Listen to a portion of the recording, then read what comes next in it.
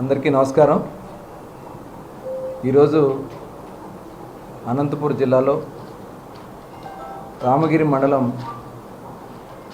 Gold mine ఏరియాని పరిశీలించడానికి రావడం జరిగింది.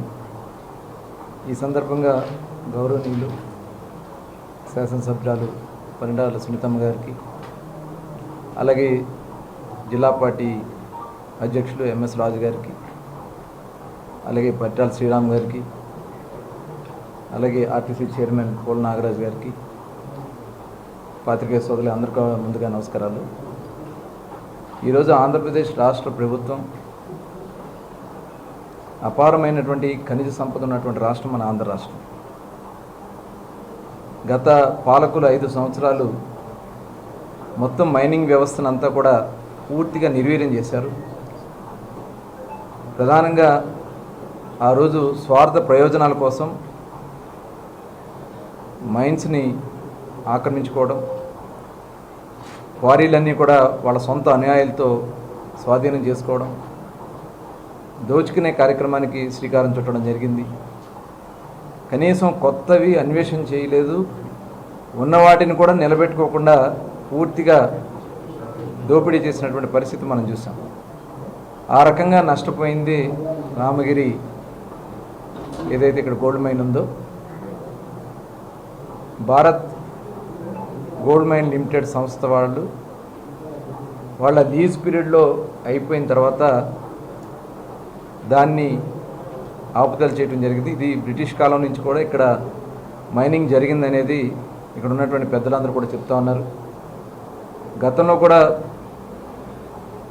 పరిటాల రవీంద్ర గారు యూనియన్ లీడర్గా ఇక్కడ ఉన్నటువంటి కార్మికులకి ఉపాధి కల్పించడం కోసం వాళ్ళందరినీ కూడా చాలా ఎంకరేజ్ చేశారని చెప్పి చెప్తా ఉన్నారు. భారత్ గోల్డ్ మైన్స్ లిమిటెడ్ వారు వాళ్ళ గడువు పీరియడ్ 2002లో గడువు పీరియడ్ అయిపోయింది.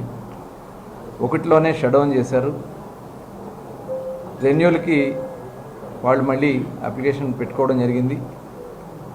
దాన్ని తిరస్కరించడం జరిగింది. తిరిగి మళ్ళీ వాళ్ళు గవర్నమెంట్ ఆఫ్ ఇండియాలో కూడా రివిజన్ పెట్టుకోవడం జరిగింది. అక్కడ కూడా వాళ్ళు గడువు పీరియడ్ అయిపోయింది కాబట్టి దాన్ని తిరస్కరించడం జరిగింది.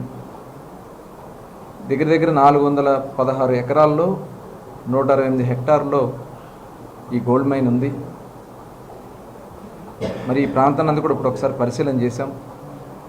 టోటల్ యాక్టివిటీ ఎందుకంటే గతంలో ఉన్నటువంటి స్ట్రక్చర్ అంతా కూడా వాళ్ళు స్క్రాప్ కింద తీసుకెళ్ళిపోయారు. దాంతోపాటు కొంత డంప్ కూడా తీసుకెళ్ళిపోయారని చెప్పి ఇక్కడ ఉన్నటువంటి యూనియన్ పెద్దలందరూ కూడా చెప్తా ఉన్నారు. 4,60,000 టన్నుల డంప్ ఉండాలి ఇక్కడ.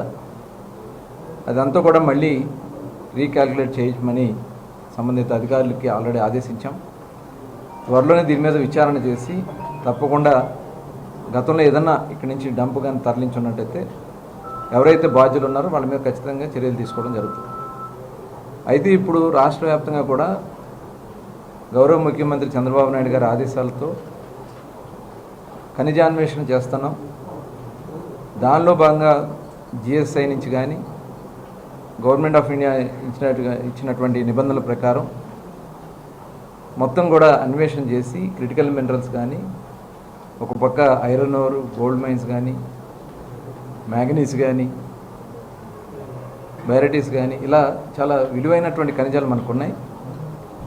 అందుకనే మొన్న కర్నూలులో జొన్నగిరి గోల్డ్ మైన్ కూడా ఆపరేషన్ స్టార్ట్ చేయడం జరిగింది. అక్కడ రోజుకి 1 కేజీ గోల్డ్ తీస్తూ ఉన్నారు. అది ఇంకా పెరగడానికి అవకాశం కూడా ఉంది. అక్కడ యావరేజ్ చూసుకుంటే పర్ టన్ 1 గ్రామ్ వస్తుంది. కానీ ఇక్కడ పెద్దలు చెప్పినటువంటి దాని ప్రకారం చూస్తే దగ్గర 4 గ్రామ్స్ వరకు రావచ్చు అంటున్నారు. టన్ను క్రష్ చేస్తే ఒక 4 గ్రామ్స్ వరకు గోల్డ్ రావచ్చు. అంటే చాలా వైబుల్ ఉంటుంది. 1 గ్రామ్ వస్తేనే వైబుల్ ఉంటుంది. 4 గ్రామ్స్ అంటే ఇంకా ఎక్కువగా దీని మీద మనకి ఆదాయం వచ్చేదానికి అవకాశం వస్తుంది. ప్రభుత్వానికి కూడా రాయల్టీ రూపేణా కానీ, ఎన్మిట్ కానీ, అలాగే మెరిట్ కానీ, ఇలా వివిధ రూపాల్లో ప్రభుత్వానికి కూడా ఆదాయం వస్తమే కాకుండా ఇక్కడ ఎంప్లాయ్మెంట్ కూడా చాలామందికి వచ్చేదానికి అవకాశం వస్తుంది. ఈ ప్రాంతంలో పూర్తిగా ఈ ప్రాంత స్వరూపమే మారుతుంది. డెఫినెట్గా ఇక్కడ అనుబంధ పరిశ్రమలు కానీ ఇవన్నీ రావడానికి కూడా ఎక్కువ అవకాశాలు ఉంటాయి. దానికి తగిన విధంగా ఈరోజు మరి చిగురుగుంట కూడా ఒకటి ఐడెంటిఫై చేసాం చిత్తూరు జిల్లాలో చిగురుగుంట, మరి రామగిరి, మొత్తం ఒక 3 ప్రాంతాలని 3 బ్లాక్స్ కింద డివైడ్ చేసి త్వరలోనే ఆక్షన్ పిలవడానికి అన్నీ కూడా ఏర్పాటు చేసుకోవడం జరిగింది. మొత్తం రాష్ట్ర వ్యాప్తంగా కూడా ఒక పక్క బీచ్ శాండ్ మినరల్స్ కూడా ఐడెంటిఫై చేసాం. ఉత్తరాంధ్రలో శ్రీకాకుళం జిల్లా దగ్గర నుంచి కృష్ణా జిల్లా వరకు మనకి బీచ్ శాండ్ మినరల్స్ ఉన్నాయి. ఈ హెవీ మినరల్స్ వల్ల మ్యాగ్నెటిక్స్ తయారు చేసుకునే దానికి వాళ్ళ బయట దేశాల మీద మనం ఆధారపడతాం. దాన్ని కానీ మనం చేసుకోగలిగితే ఇండియాకే మనం ఒక తలమానికంగా ఈ మ్యాగ్నెట్స్ ప్రొడ్యూస్ చేయడానికి మనకు అవకాశాలు ఉన్నాయి.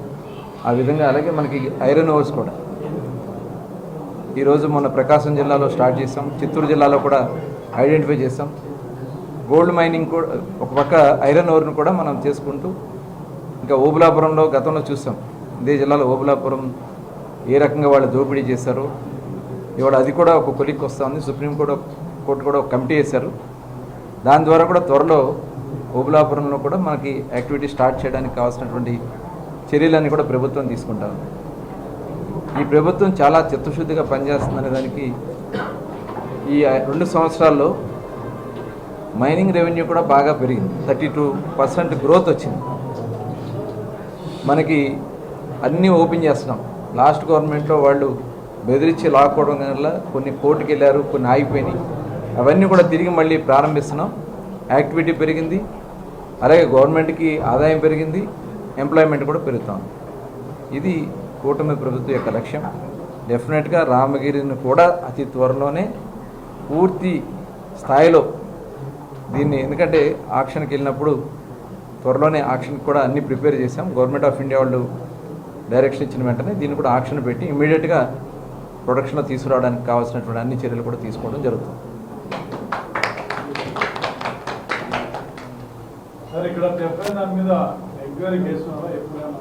అదే ఇప్పుడు దాని మీదే ఒకసారి రిపోర్ట్, ఇప్పుడు ఆల్రెడీ ఒకసారి రిపోర్ట్ ఇచ్చారు. దగ్గర 4,66,000 టన్నులు ఇక్కడ డంప్ ఉందని చెప్పి ఇస్తా ఉన్నారు. దాన్ని ఒకసారి పరిశీలన చేసుకుని, అంటే ఇది ఎప్పుడో 2000లో జరిగినటువంటి ఇన్సిడెంట్ కాబట్టి అప్పుడు ఎంత ఉందనేది ఒకసారి క్యాలిక్యులేట్ చేసుకుని, థెఫ్ట్ జరిగిందని చెప్తున్నారు కాబట్టి డెఫినెట్గా ఎంక్వైరీ చేసి బాధ్యత మీద చర్యలు తీసుకున్నాం. 2023లోనే కొంత స్క్రాప్ అయి తీసుకెళ్ళినప్పుడు కొంత డంప్ కూడా తీసుకెళ్ళారంటున్నారు. దాన్ని ఒకసారి పరిశీలన చేసి యాక్షన్ తీసుకున్నాం. అదే 2023లో 2023లో ఆ స్క్రాప్ ఇక్కడి నుంచి వాళ్ళు పట్టుకెళ్ళడం జరిగింది. స్క్రాప్తో పాటు ఇక్కడ డంప్ కూడా తీసుకెళ్ళాలని చెప్తాం. ఆల్రెడీ అయిపోయింది. GSI geological survey of India వాళ్ళు మొత్తం కూడా చేశారు.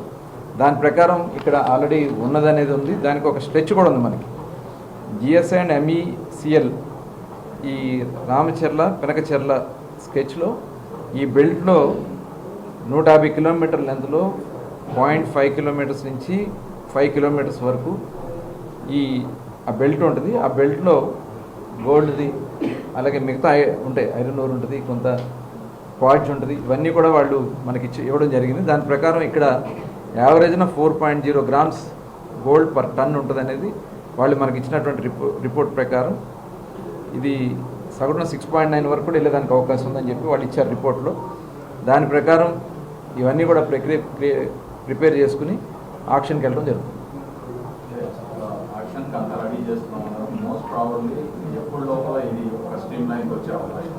ఆల్రెడీ వాళ్ళు గవర్నమెంట్ ఆఫ్ ఇండియా నుంచి ఒక డైరెక్షన్ వచ్చిన వెంటనే ఈ బ్లాక్స్ అన్నీ కూడా టెండర్ పిలవడం జరుగుతుంది.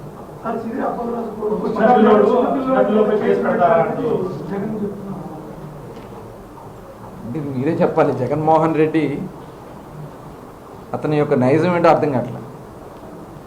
ఇది ప్రజాస్వామ్య దేశంలో ఉన్నామా లేకపోతే ఎక్కడన్నా ఆటవిక ప్రాంతాల్లో ఉన్నాం అనేది ఒకసారి మనం అందరూ కూడా గమనించాల్సినటువంటి విషయం.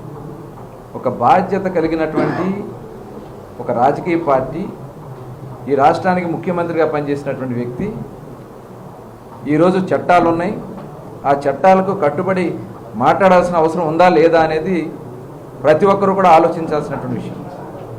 ఎందుకంటే యాక్సిడెంట్ జరిగింది, అది సిదిలి అప్పలరాజు కుమారుడు యాక్సిడెంట్ చేశాడు, అక్కడ మనిషి చనిపోయాడు. యాక్సిడెంట్ చేసినప్పుడు అది కేసు అవదా? ఆ కేసులో అరెస్ట్ చేయరా? సామాన్యులు అయితే అరెస్ట్ చేయరా? ఆయన అయితే మాజీ మంత్రి కొడుకైతే అరెస్ట్ చేయకూడదా?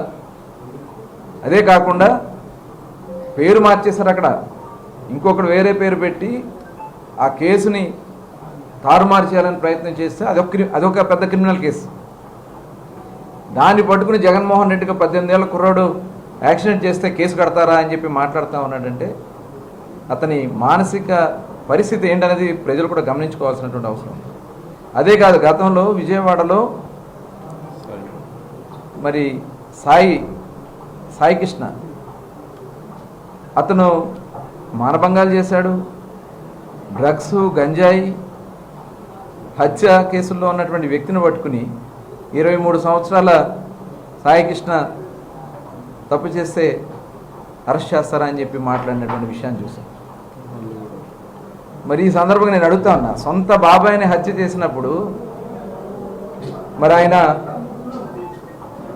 ఆ హత్యని కనీసం అరెస్ట్ చేయకుండా ప్రయత్నం చేసినటువంటి విధానం మనం చూసాం. అంటే గొడ్డలతో నరికేశారని చెప్పి మొత్తం వివరాలు సొంత బాబాయ్ కూతురే చెప్పింది. ఇప్పుడు అంత దాకేందుకు జగన్మోహన్ రెడ్డి గారు ఈ చిన్న చిన్న కేసులే కదా అంటున్నాడు. కోడికత్తి కేసులో చిన్న ఘాటే కదా పెట్టింది. అతను కూడా చిన్న వయసే కదా అతనిది. కోడికత్తి సీనుని కనీసం బెయిల్ రాకుండా చేసినటువంటి వ్యక్తి జగన్మోహన్ రెడ్డి కాదా? అంటే అప్పుడు ఒక చట్టమా, ఇప్పుడు ఒక చట్టమా? సమాధానం చెప్పాలి జగన్మోహన్ రెడ్డి గారు. కోడికత్తి కేసులో ఉన్నటువంటి కోడికత్తి సీను 5 సంవత్సరాలు అమాయకుడు, ఒక దళితుడు జైల్లో మగ్గాడు. కనీసం వచ్చి కోర్టులో ఒక స్టేట్మెంట్ ఇస్తే అతను బెయిల్ వచ్చి ఉండేది. అంటే వాళ్ళ నాయకులు చేస్తేనేమో అది మెప్పు. ఇది ఒకసారి ప్రజలందరూ కూడా మనందరూ కూడా గమనించుకోవాల్సినటువంటి విషయం. ఈ రాష్ట్రంలో అరాచకాలు చేయడానికి ప్రోత్సహిస్తున్న వ్యక్తి జగన్మోహన్ రెడ్డి. ఈ అరాచక వ్యవస్థల్ని, అరాచక శక్తుల్ని కాపాడడానికి ప్రయత్నం చేస్తున్నటువంటి వ్యక్తి జగన్మోహన్ రెడ్డి. ఈ రాష్ట్రాన్ని సర్వనాశనం కాకుండా చూసుకోవాల్సినటువంటి బాధ్యత ప్రతి పౌరుడు మనం తీసుకోవాలి. నిన్న కూడా చూసాం, విశాఖపట్నం వెళ్ళాడు. విశాఖపట్నంలో మత్స్యకారులు వేటకెళ్ళి పడవ తిరగబడి 6 చనిపోవడం జరిగింది. సమాచారం అందిన వెంటనే ఇమ్మీడియట్గా కోస్ట్ గార్డ్స్ని అలర్ట్ చేసి, నేవీని అలర్ట్ చేసి, ఎయిర్ క్రాఫ్ట్లు పెట్టి మొత్తం కూడా సెర్చ్ చేయడం జరిగింది. కానీ ఆయన ఏం మాట్లాడుతూ ఉన్నాడు? 10 కిలోమీటర్ల దూరంలో ఉన్నటువంటి వ్యక్తులు గల్లంతయ్యారని తెలిస్తే మనం తీసుకురాలేమంటాడు. సముద్రం అంటే ఏదన్నా మన పైన ఉన్నట్టు ఉంటుందా? ఆ మాత్రం ఇంగిత జ్ఞానం కూడా లేదా? ఒక మాట మాట్లాడేటప్పుడు ఒక బాధ్యత కలిగినటువంటి వ్యక్తి. అక్కడ జరిగింది. గతంలో ఆయన సమయంలో కూడా చాలామంది చనిపోయారు.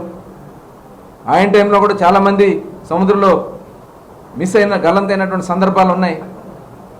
నేను ఈ సందర్భంగా అడుగుతా ఉన్నా, గల్లంతైన 72 గంటల్లో వాడికి నష్టపరిహారం ఇచ్చాం. గతంలో ఏ రాష్ట్రంలో కూడా, భారతదేశంలో ఏ రాష్ట్రంలో కూడా ఇవ్వనంత 10 లక్షల రూపాయల ఎక్స్గ్రేషియా ఇమ్మీడియట్గా ఆ కుటుంబాలకు చెక్ రూపేణా అందించాం. మీ టైంలో మీరు ఇవ్వలేకపోయారు కదా. 63 మందికి మీరు ఎగ్గొడితే మళ్ళీ ఇవాళ మేము వచ్చి 63 మందికి 3,15,00,000 రూపాయలు గత ప్రభుత్వంలో గల్లంతైనటువంటి మత్స్యకార కుటుంబాలకి గౌరవ ముఖ్యమంత్రి గారి ఆదేశాలతో మరి వ్యవసాయ శాఖ మంత్రులు అచ్చెన్నాయుడు గారు 3,15,00,000 రూపాయలు రిలీజ్ చేసి వాళ్ళకి అందించడం జరిగింది. ఇది పేదల పట్ల బాధ్యత ఉన్నటువంటి ప్రభుత్వం, కూటమి ప్రభుత్వం. బాధ్యత లేకుండా ఇష్టం వచ్చినట్లు మాట్లాడొచ్చని మాట్లాడే వ్యక్తి జగన్మోహన్ రెడ్డి.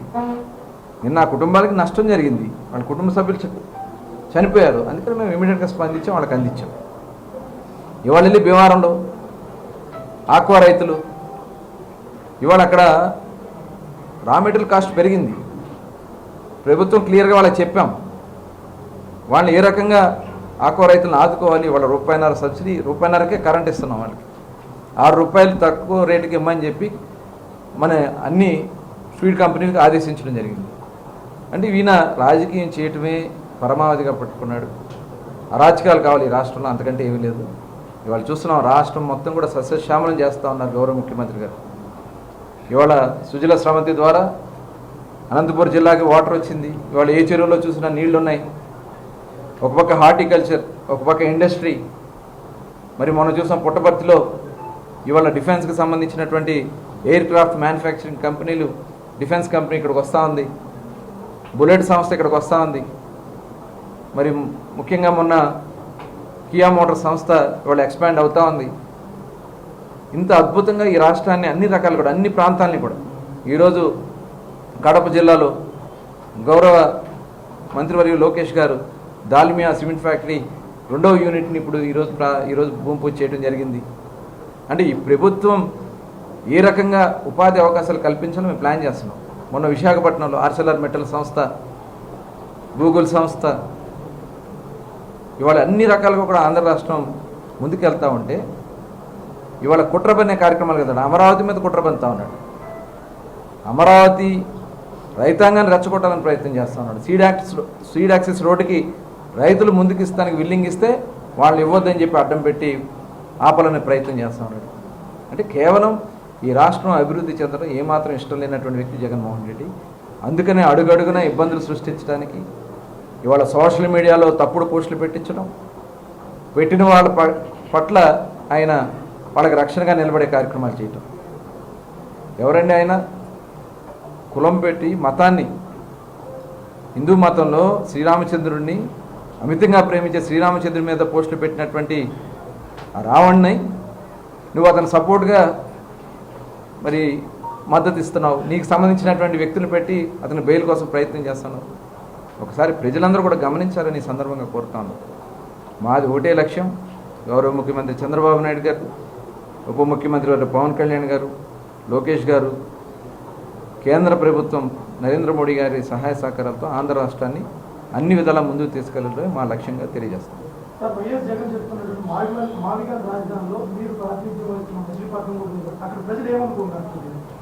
అది మొన్న ఒకళ్ళు ఫోన్ చేసి అడిగారు, ఏమంటే ఇప్పుడు హైదరాబాద్ వెళ్ళాలంటే హైదరాబాద్ టికెట్ ఉండని అడుగుతాం, ఇప్పుడు మావిగానికి టికెట్ అండి ఏం అడగాలని అడుగుతున్నారు. అట్లా అర్థం పర్థం లేనటువంటి మాటలు. ఇప్పుడు అమరావతి ప్రాంతం నుంచి ఆ పరిసర ప్రాంతాలకు రాష్ట్రం మొత్తం కూడా ఇవాళ చూడండి, అనంతపురం నుంచి అమరావతికి రోడ్డు వెళ్తుంది. ఎవరికి లాభం? ఈ ప్రాంతానికి లాభం లేదా? ఇవాళ అమరావతి నుంచి రేపు మచిలీపట్నం పోర్ట్ వస్తుంది. పోర్టులో జరిగే యాక్టివిటీస్కి అమరావతికి ఈ రాష్ట్రానికి సంబంధం లేదా? ఏదో మాయ మాటలు చెప్పడానికో. ఇప్పుడు అమరావతి మీద నీకు ఎందుకు అంత కక్ష? అమరావతి ఆంధ్ర రాష్ట్ర ప్రజలకు ఉండి చెప్పడం. అందుకనే నువ్వు 3 సార్లు మాటలు తప్పినా నీ మాటలు లెక్క చేయకుండా 151 నుంచి 11 దింపారు నేను.